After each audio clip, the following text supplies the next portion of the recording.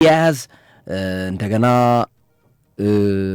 በርናንዶ ሲልቫ አሁን ደግሞ ሮድሪ እዚህ ውስጥ ይካተታል። እንደገና ትሬንት አሌክዛንደር-አርኖልድ ወደ መሃል መጥቶ እንዲጫወት እድል እሰጠዋለሁ ብሏል።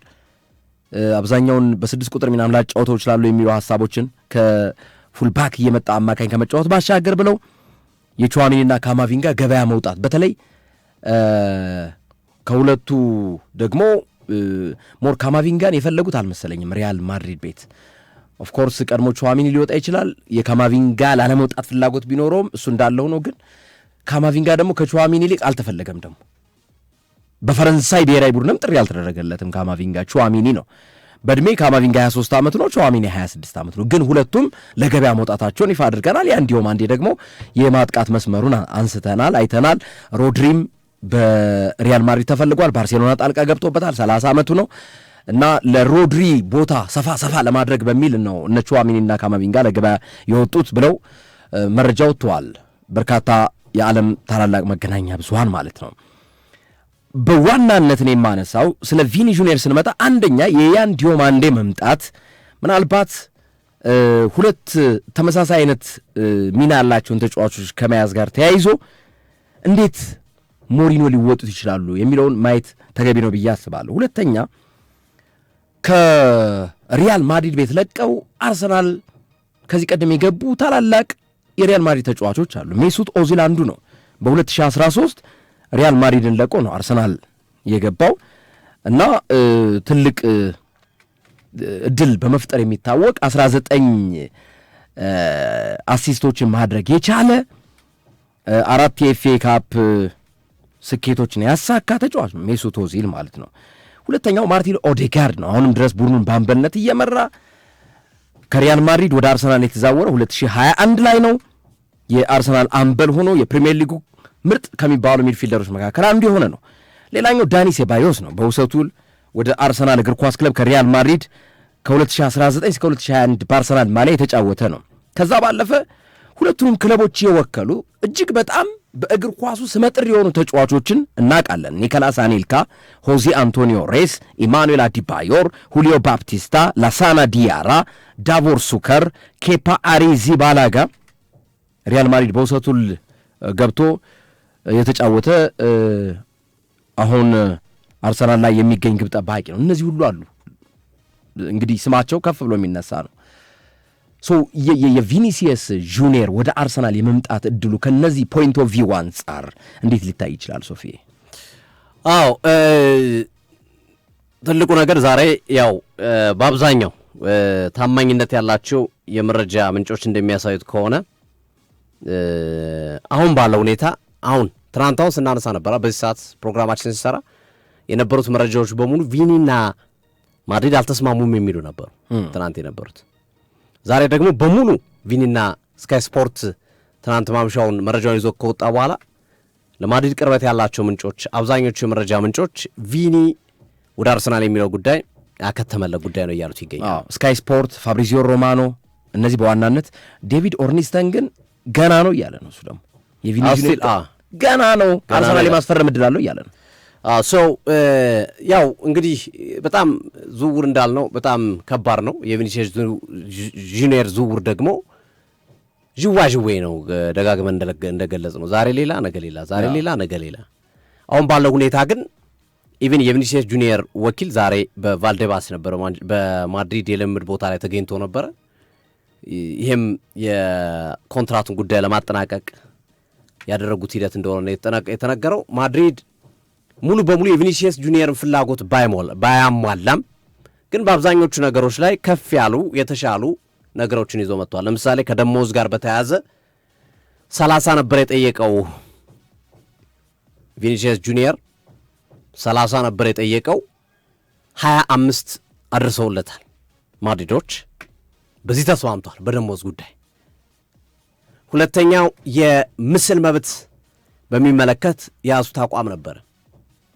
እሱ 100% ማድሪዶች 50 እስከ 70 ድረስ ይበቃሃል የሚል በዚህ ጉዳይም ተነጋገሩ። ማድሪዶች እሺ አሉ፣ ተስማምተዋል። አሁን የቀራቸው የሳይኒንግ ፊ ጉዳይ ነው። አሁን ቪኒሲየስ ጁኒየር የፊርማ ገንዘብ ይሰጠኝ እያለ ነው። ምክንያቱም ማድሪድ ለግዢ የሚያወጣው ገንዘብ የለም። እኔን ስለሚያቆይ ለግዢ የሚያወጣው ገንዘብ ስለሌለ እኔም በሚያቆይብኝ ጊዜ ለታመንኩበት ለሎያሊቲ ለእምነቴ ውሌን ለማራዘም ፍቃደኛ ስለሆንክ የፊርማ ገንዘብ ይሰጠኝ ነው። ይሄኛው ነው እስካሁን ያልተፈታው ቅኔ። ያልተፈታው ይሄ ብቻ ነው ተብሎ ነው የሚታመነው። ሌሎቹ በጥሩ መንገድ ላይ ይገኛሉ። በተለይ ማድሪድ የምስል መብትን 100% ለቃለሁ ማለቱ ደሞዙ ላይ የነበረውን ጥያቄ ቪኒሲየስ ጁኒየር ቢያንስ በተወሰነ መንገድ ለማድሪድ ዝቅ እንዲያደርግ አድርጎታል። ወይም ማድሪድ ያቀረበውን ገንዘብ ለመቀበል ፍላጎት አሳይቷል። ማድሪድ ኦፈሩን ጨምሮ ነው የመጣው። በፊት 22 ነበር፣ አሁን 25 የ3 ሚሊዮን ዩሮ ጭማሪ አድርጎ በአመት የመጣበትን ሂደት እንመለከታለን። በአብዛኛው ነገር እንግዲህ ካሉት ነገሮች 80% 70% አካባቢ ተስማምተዋል። 70% ትናንት ዴቪድ ኦርኒስተር 50-50 ነው እያለ ነበረ። 50-50 ነው፣ አሁንም ስቲል 50-50 ነው፣ የተቀየረ ነገር የለም። አርሰናል የመምጣት እድል አለው፣ ማድሪድም የመቆየት እድል አለው የሚል ሀሳቦችን ደጋግሞ ይሰጥ ነበር ዴቪድ ኦርኒስተር እና ዛሬ ወኪሉ ተገኝተዋል። እንግዲህ የመጨረሻዎቹ አርሰናልም ያው ለተጫዋቹ ወኪል ተናግሯል። ዛሬ አሳውቁኝ፣ እኔም አማራጭ ልፈልግ፣ አማራጮቻችን እነኛም እና ባካችሁ አሳውቁን የሚል ሀሳብ ማቅረቡ ታውቋል። ማድሪድም በተመሳሳይ ነው። የአርሰናል ኢንተረስትን ስለገባው ማድሪድ አርሰናል በጣም ገፍቶ እንደመጣ ስለገባው የማይሆን ከሆነ ቶሎ ተደራድረን እንሽጥ፣ የሚሆን ከሆነ ደግሞ ይሆናል ብለንና ጨርሰን እንስማማ የሚል ነገር እንዳለ ግን አሁን ባለው ሁኔታ ወደ ማድሪድ አጋርሏል። እድሉ ወደ ማድሪድ በደንብ አጋርሏል። ማድሪድ የተሻለ እድል አለው ተጫዋቹን የማስፈረም እድል አለው፣ ውሉን የማራዘም ማለት ነው። ያን ዲያሞንዴ ይሄ ተጫዋች በአሁኑ ሰዓት በነገራችን ላይ ከኦስትሪያ ከሆቴል ወጥቶ ወደ ማድሪድ እየተጓዘ ነው የሚገኘው። ተጫዋቹ በቀይ መስመር ነው የሚጫወቱ ማድሪድ ቀጣይ ዓመት ዲያሞንዴ ቀኝ፣ ግራ ቪኒሲየስ ጁኒየር 9 ቁጥር ላይ ክሊያን ምባፔ ነው የሚጫወቱት። የፊት አጥቂዎቻቸው ምባፔ፣ ቪኒና ያን ዲያሞንዴ ነው የሚሆኑት። በተደጋጋሚ ተናግሯል። ያን ዲያሞንዴ ቤስት ፖዚሽን ቀይ መስመሩ ነው ብሏል። በእርግጥ በአይቮሪ ኮስት ብሔራዊ ቡድን በግራ መስመር ነበር ሲጫወት የነበረው። ሁለቱንም መጫወት ይችላል ልጁ። እንደውም መረጃዎች ሲጠቁሙት እንደነበረው ተጫዋቹ ቪኒ ከለቀቀ በቪኒሲየስ ጁኒየር ቦታም ዲያሞንዴን የማጫወትና ሮድሪጎን በቀኝ የማጫወት ፍላጎት አለ በማድሪድ በኩል የሚሉ ሀሳቦች ሲነሱ ነበር። አሁን ግን የተሻለው ነው። ቪኒን አቆይተ ዲያሞንዴን በቀኝ አድርገህ ምባፔን 9 ቁጥር ላይ ካጫወትከው ሚዱ በርናንዶ ሲልቫ ይኖራል። እንግዲህ ሮድሪ ከመጣ ደግሞ በጣም ቤስት ኦፍ ቤስት ይሆናል ከቤሊንጋም ጋር። እሱን አብረን የምንመለከተው ነው የሚሆነው። በርናንዶ ሲልቫ፣ ሮድሪ እና ቤሊንጋም ሚዱን ከመሩት የሮድሪ ጉዳይ ከባርሴሎና ጋር ከማያያዙ ጋር ተከትሎ ነው ምናልባት አጠራጣሪ ሆኖ የቪኒሲየስ ጁኒየር ሁኔታ ያለው በዚህ ሂደት ውስጥ ነው።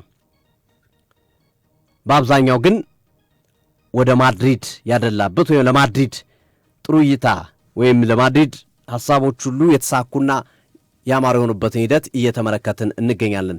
ሌላው አንዱ ምክንያት ተብሎ እየተነሳ ያለው ቅድም ያልኩት የሮድሪና የቪኒሲየስ ጁኒየር ግጭት ከ2 ዓመት በፊት በባላንድሮ የነበረው ሂደት መሰረት በማድረግ እኛ ካንተ ጎንነን ሮድሪ ሊቀር ይችላል የሚል ሀሳብ ማድሪዶች ማቅረባቸውም ተጫዋቹን ልቡን እንደገዛው እየተነገረን የሚገኘው። በትልቁ ግን ይሄ ከሆነ ቪኒሲየስ ጁኒየር አርሰናልን ተጠቀመበት ማለት ነው። ግርሜ አርሰናልን ተጠቀመበት። አርሰናል እዚህ ዝውውር ባይገባ ማንም ክለብ ቪኒሲየስ ጁኒየር ዝውውር ላይ እጁን ማስገባት ፍላጎት የለውም። ማንም የትኛውም ክለብ ለምን? ከፍተኛ ነው ደሞዙ፣ ከፍተኛ ነው። የምስል መብት ሰጥተው እንደገና ሳይኒንግ ፊ ሰጥተህ እንደገና የዝውውር ገንዘብ ከፍለ በጣም ከፍተኛ ነው የሚሆነው ገንዘቡ። በጣም የአንድን ክለብ በጀት የሚያናውጥ አይነት ዝውውር ነው የሚሆነው። ፒኤስጂም እጁን ማስገባት አልፈለገም፣ ሰብስቧል። ሌሎች ክለቦችም እጃቸውን ሰብስቧል። በተወሰነ መንገድ ማንቸስተር ዩናይትድ ፍላጎት አለው። የማንቸስተር ዩናይትድም እንደ ድሬ ልሞክር ካልሆነ በስተቀረ ተጨባጭ አልነበረም። አርሰናል ግን ተጨባጭ ነው፣ ኮንክሪት ነገር ነው። አርሰናሎች ምንድን ነው ያሉት? በቃ አንተ ብቻ ከማድሪድ ጋር አንቀጥልም በለል፣ ከዛ ውጭ ያሉ ለእኛ ተወው፣ ሁሉንም ነገር እናደርግልሃለን፣ የጠየቅከውን ገንዘብ በሙሉ ደሞዙንም፣ ኢሜጅ ራይቱንም፣ ሎያሊቲ ቦነስ ከፈለክም የዝውውር ገንዘቡንም ሁሉን ነገር እኛ እንጨርሰዋል፣ አንተ ብቻ ማድሪድን አልፈልግም በለን ነው የአርሰናሎች ጥያቄ ነበር። ስለዚህ የአርሰናል መምጣት ወይም ጠንካራ ኢንተረስት አሳይቶ መምጣት፣ ጫና ይዞ መምጣት ለቪኒሲየስ ጁኒየር እንጀራ ከፈተለት ማለት ነው። በተቃራኒው ሌላ ክለብ አይመጣም ነበር። ወይ ከማድሪድ ጋር ተራርዶ ይቀጥላል፣ አለበለዚያ ደግሞ ዝቅ ባለ ደሞዝ ሊቀጥል ይችላል። አምና እንደሆነው ታስታውሳለህ፣ ቶማስ ፓርቲ ከአርሰናል ጋር 250,000 ፓውንድ እንስጥና ውልና አራዝም ብሎ እሱም ቢያለ ጨምሩልኝ አለ። ምክንያቱም የሳይኒንግ ፊ የለባችሁም ምናምን የለባችሁም። አርሰናል ደግሞ አድሜ ሄደዋል፣ ከ30 ዓመት በላይ ነው። ስለዚህ ምን እንደሚፈጠር አናውቅም። ጉዳት አለ፣ ያቋም መውረድ አለ። ስለዚህ እንዲህ አይነት ነገሮች ስላሉ ደሞዝን በደንብ እናሻሽል አሉ። እምቢ አለ እሱ። ከዛ ያ ነገር ተከሰተ፣ ከክሱ ጋር የተያዘው ነገር ማለት ነው። በስንት ነው የሄደው ልጁ? ቪያሪያል 60,000 ፓውንድ እኮ ነው ሲከፍል የነበር ሳምንታዊ ደሞዙ። 60,000 250,000 60,000። ያውም ቪያሪያል አልፈልገውም እያለ ሁላ ነው። አሁን ቪያሪያልም እንደዚህ አይነት ነገር ተከስቷል። አሁን ቪኒሲየስ ጁኒየር ሊሆን የሚችለው ማድሪድ ያቀረበው በጣም ትልቅ ስለሆነ 22 ሚሊዮን ዩሮ ደሞዝ፣ ኢሜጅ ራይቱን 67% አካባቢ፣ እንደዚሁም ተመሳሳይ ጥቅሞችን ለቪኒሲየስ ጁኒየር ሰጥቶ ስለነበረ ያንን ሰጥቶ እንደገና የዝውውር ገንዘብ ከፍሎ የሚያመጣ ክለብ ከገንዘብ አንጻር እጥረት ስለሚሆን ችግር የሳውዲ ክለቦች ካልሆኑ በስተቀረ ያንን ማድረግ ስለማይችሉ ማድሪድ ተጫዋቹን በሚፈልገው መንገድ ውሉ እንዲያራዝም ያደርገው ነበር። በማድሪድ እቅድ ነበር የሚሄደው ነገሩ። አሁን የአርሰናል መግባት በቪኒሲየስ ጁኒየር ዝውውር ላይ ግን ነገሩ በማን ቁጥጥር ስር እንዲሆን አደረገው? በቪኒሲየስ ጁኒየር ስር። ምክንያቱም ማድሪድ አይኑን ትንሽ እንኳን ካሽ ይቅርብኝ ብሎ አይን የማሸት ነገር ወይም የመቶ ነገር ቢያሳይ አርሰናል አውቶማቲካሊ ገብቶ ልጁ እንደሚያስፈርሙ ያውቃሉ ማድሪዶች። አርሰናል በጣም በቆራጥነት እየሰራ ሚኬል አርቴታ ሳይቀር እኮ ፕሬዘንት አድርገውለታል፣ ስለ አርሰናል ፕሮጀክት አቅርበውለታል። ብዙ ሀሳቦች ተለዋውጠዋል፣ ብዙ ነገሮች ተነጋግረዋል። ግን ክለቡ ማድሪድ ነው። ግን ማድሪድ እየፈለገ እምቢ ማለታችንም ትናንት ስንናገረው ነበር። ይሄ ፊርማ አርሰናል ቢጨርስ ቪኒሲየስ ጁኒየርን ቢያስፈርም አንድ ተጫዋች የማስፈረም ጉዳይ ብቻ አይደለም። ይሄ የክብር የታሪክና የመሳሰሉት በቀጣዮቹ ጊዜያቶች አርሰናል ክለብን ሀያልነት የሚፈጥር ታላቅ ሁነት ሊሆን ይችላል እያን ስናነሳ ነበር። ምክንያቱም ማድሪድ ይወስዳል እንጂ ከማድሪድ ምርጥ ተጫዋች አይወሰድበት። ከማድሪድ እኔ ምርጥ ተጫዋች ሲወስዱ አይቻላቅም። ወይ አቋሙ ወርዶ ወይ ተጣልቶ ወይ ማድሪድ አልፈልግህም ብሎት ይኸው እነ ካማቪንጋ እነ ቹዋሜኒ አንፈልጋችሁም እየተባሉ እኮ አሉ። አሁንም አንፈልግህም ሂድ እየተባለ ከማድሪድ መውጣት አይፈልጉም። የክለቡ ብራንድ የክለቡ ሀያልነት ታላቅነት ያለው ቫሊዩ ያመጣው ነገር ይመስለኛል። ለአርሰናል ቢመጣ ዝውውሩ ዝም ብሎ ተራ ዝውውር በቃ ከላይ የሚባል ተጫዋች ከማድሪድ ወደ አርሰናል መጣ ሳይሆን የቪኒሲየስ ጁኒየር መምጣት የኃይል ሚዛኑንም ከፍ ሊያደርገው ይችል ነበር። አርሰናሎች ወደ ጥሩ መንገድ እንዲመጡ ከማድረግ ጋር በተያዘ ማለት ነው። ግርምዬና ቪኒሲየስ ጁኒየር ከሞላ ጎደል በማድሪድ የሚቆይበት እድል ሰፊ ይመስላል።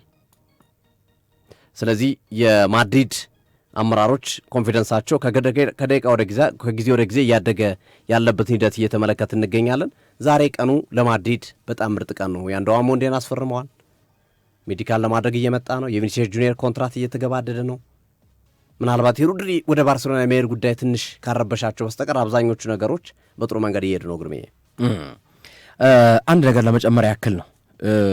ስካይ ስፖርትስ ያስቀመጠው ቁጥራዊ አሃዝ አለ። ብዙ ነገሮችን ግምት ውስጥ አስገብቶ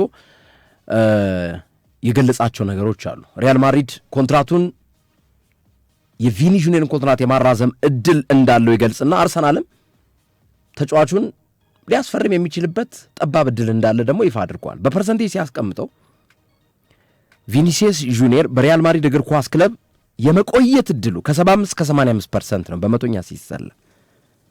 አርሰናል የመግባት እድሉ ደግሞ ከ15 እስከ 25% ነው። ምን ያህል ልዩነት እንዳለው በዚህ መመልከት ይቻላል።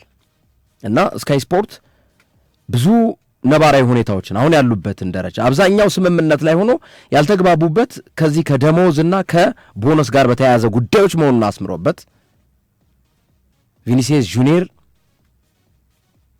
በሪያል ማድሪድ እግር ኳስ ክለብ የመቆየት እድሉ የሰፋ እንደሆነ የመጨረሻው መደምደሚያ ላይ ያስቀምጣል ማለት ነው። እና ሪያል ማድሪድ እንግዲህ በደሞዝና በቦነሶች ጉዳይ ብቻ የቀረውን ነገር ይፈጽማል። አብረን የምናየው ይሆናል። በጣም አሪፍ አጋሮቻችን እውቅና አንስትና ወደ ሌሎቹ ጉዳዮቻችን እናመራለን። የዚህ ፕሮግራም የክብር አጋር በመሆን ከኛ ጋር